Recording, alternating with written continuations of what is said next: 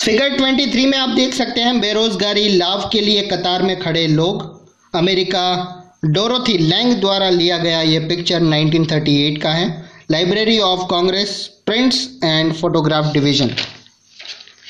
तो जब एक बेरोजगार जनगणना यानी कि पॉपुलेशन से पता चला कि देश में 1 करोड़ यानी कि 10 मिलियन से ज़्यादा लोगों के पास कोई काम नहीं है, तो अमेरिका के बहुत सारे राज्यों में लोकल गवर्नमेंट की ओर से बेरोजगारों को छोटे छोटे अलाउंसेस यानी कि पैसे दिए जाने लगे। ये लंबी लाइनें डिप्रेशन महामंदी के सालों में गरीबी और बेरोजगारी का सिंबल है।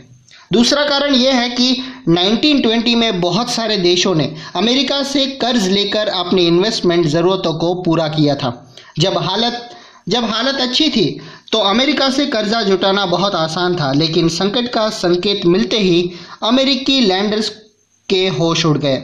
1928 के पहले 6 महीने तक विदेशों में अमेरिका का कर्जा $1 बिलियन था। साल भर के अंदर ये कर्जा घटकर सिर्फ 1/4 रह गया था।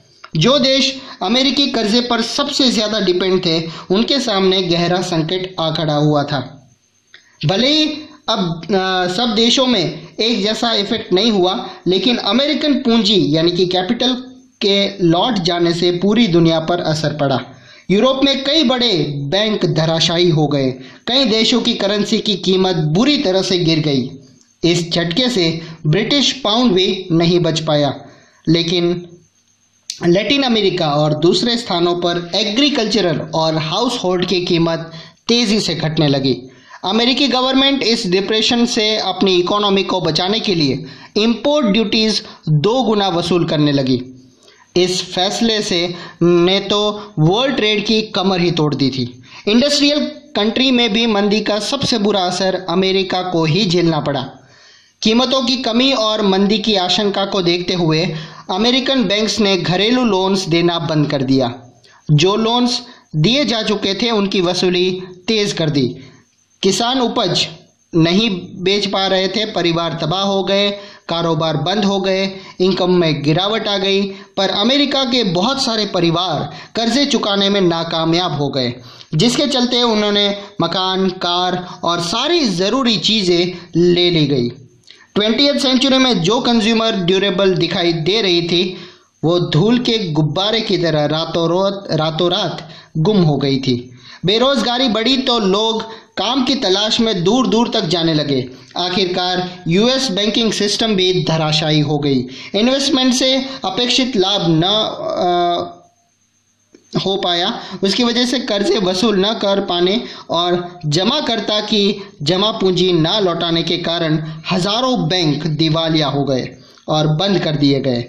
इस परिघटना से जुड़े आंकड़े अचरज में डाल देने वाले हैं, सरप्राइज कर देने वाले हैं। 1933 तक 4,000 से ज़्यादा बैंक बंद हो चुके थे और 1929 से 1932 के बीच तकरीबन 1,10,000 कंपनियां बंद हो गई थी, वो चौपट हो गई थी। बाय 1935 तक ज़्यादातर इंडस्ट्रियल कंट्रीज़ में आर्थिक संकट से उबरने के लिए संकेत दिखाई देने लगे थे, लेकिन सोसाइटी, पॉलिटिक्स और इंटर रिलेशन या इंटरनेशनल रिलेशन, लोगों के दिलों में उसकी जो छाप पड़ी वो जल्दी मिटने वाली बिल्कुल नहीं थी। 3.5 पढ़ते हैं, India and the great depression. अगर हम इस बात पर ध्यान दें कि डिप्रेशन यानी कि महामंदी से इंडिया पर क्या असर पड़ा, तो इस बात को अच्छी तरह समझ सकते हैं कि 20वीं सेंचुरी के शुरुआत तक ग्लोबल इकोनॉमी कितनी इंटीग्रेटेड थी। दुनिया के एक हिस्से में पैदा होने वाले संकट की कंपकपाहट बाकी हिस्सों तक भी पहुंच जाती थी और उससे दुनिया भर में लोगों की जिंदगी, इकोनॉमिक्स और सोसाइटी अफेक्ट हो जाती थी। जैसा कि आप पीछे देख चुके हैं कि कॉलोनियल इंडिया एग्रीकल्चरल गुड्स का एक्सपोर्टर और तैयार मालों का इंपोर्टर बन चुका था। महामंदी ने इंडियन ट्रेड को तुरंत अफेक्ट किया। 1928 से 1934 के बीच इंपोर्ट एक्सपोर्ट घटकर लगभग आधा रह गया था। जब इंटरनेशनल बाजार में कीमत गिरने लगी तो यहाँ भी कीमतें नीचे आ गई।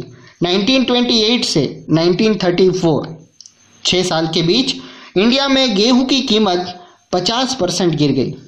अर्बन ड्वेलर्स यानी कि शहरी निवासियों के मुकाबले किसानों और पीजेंट्स को ज़्यादा नुकसान हुआ। एग्रीकल्चरल प्रोडक्ट्स की कीमत तेज़ी से नीचे गिरने लगी, लेकिन गवर्नमेंट ने लगान वसूलों में छूट देने से साफ इनकार कर दिया। सबसे बुरी मार उन पीजेंट को पड़ी जो वर्ल्ड मार्केट के लिए उपज पैदा करते थे। बंगाल के जूट उत्पादकों को यानी कि प्रोड्यूसर्स को ही देखिए, वो रो जूट उगाते थे जिसे कारखाने में गनी बैग्स बनाई जाती थी। जब गनी बैग्स का एक्सपोर्ट बंद हो गया तो रो जूट की कीमतों में 60% से भी ज़्यादा गिरावट आ गई।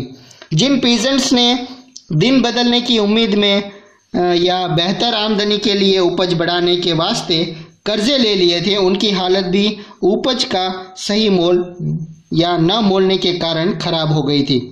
वे दिनों दिन और कर्जे में डूबते रहे। उसी विपत्ति को ध्यान में रखकर बंगाल के एक कवि ने लिखा था, चलो भाइयों केश की उम्मीद में ज़्यादा जूट तुम उगाओ, कोस्ट और कर्जे में पिसकर ना उम्मीद पाओ, सारी पूंजी लगाकर फुसाकर फसल खड़ी कर जाओ, घर पर बैठे बनिए देंगे 5 रुपये मन भाव। मन यानी कि 20 किलो। पूरे देश में पीजेंट्स पहले से भी ज़्यादा कर्जे में डूब गए। खर्चे पूरे करने के चक्कर में उनकी बचत खत्म हो चुकी थी। ज़मीन ब्याजखोरों के पास गिरवी रखनी पड़ी।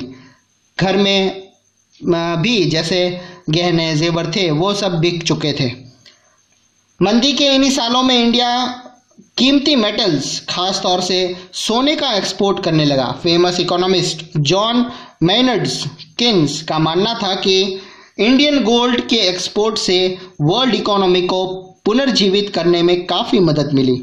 इस एक्सपोर्ट ने ब्रिटेन की इकोनॉमिक कंडीशन सुधारी और लेकिन इंडियन पीजेंट को कोई लाभ नहीं हुआ। 1931 में मंदी अपने चरम सीमा पर थी और रूरल इंडिया असंतोष और उथल पुथल के दौर से गुजर रहा था। उसी समय महात्मा गांधी ने सिविल डिसओबीडिएंट मूवमेंट शुरू कर दिया।